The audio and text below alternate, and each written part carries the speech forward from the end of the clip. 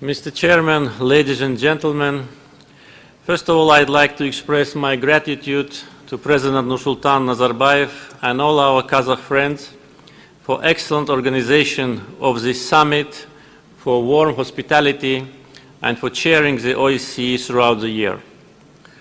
I'd like to draw your attention to the issues of security in our region.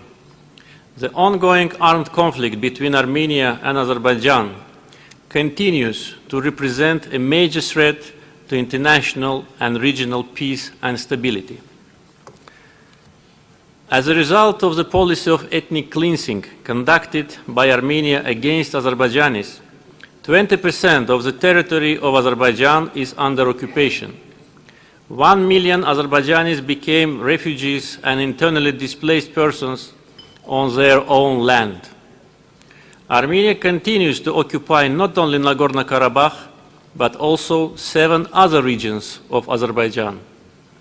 Armenia destroyed our cities and villages, our homes and sacred places, graves of our ancestors and our mosques. They committed war crimes, genocide in Khojaly, where hundreds of civilians were killed by Armenian armed forces only because they were Azerbaijanis. Among the innocent victims of Khojaly, more than 100 were children.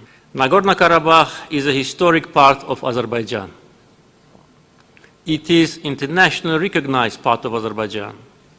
Today, Armenia continues to use force to sustain the control over the occupied territories and to hinder the return of IDPs to their homes.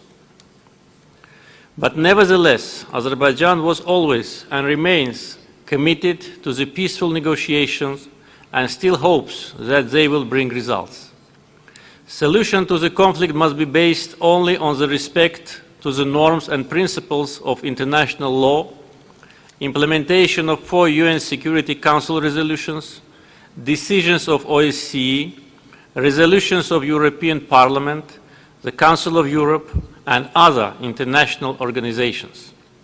But Armenia, instead of negotiating in good faith with a view to finding a durable solution to the conflict as soon as possible, gives preference to its escalation with unpredictable consequences. Armenia permanently violates the ceasefire regime, conducts military trainings in the occupied territories, tries to rename the historical names of our occupied cities and villages. Armenia illegally settles civilians in the occupied territories, tries to make the situation irreversible and peace process meaningless. Illegal activity by Armenia in the occupied territories was reflected in the report of the OSCE fact-finding mission to the region in 2005. The way how Armenia behaves during the negotiation process leads us to the conclusion that Armenia does not want peace, does not want to liberate occupied territories, but wants to keep the status quo as long as they can and make negotiation process endless. OSCE Minsk Group was created in 1992. Negotiations are held for almost 20 years, but without any results.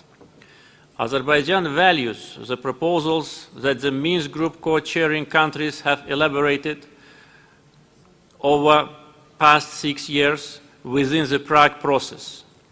We are ready to continue negotiations and to finalize them as soon as possible and to achieve a solution which will be based on the norms and principles of the international law within the framework of the territorial integrity of Azerbaijan.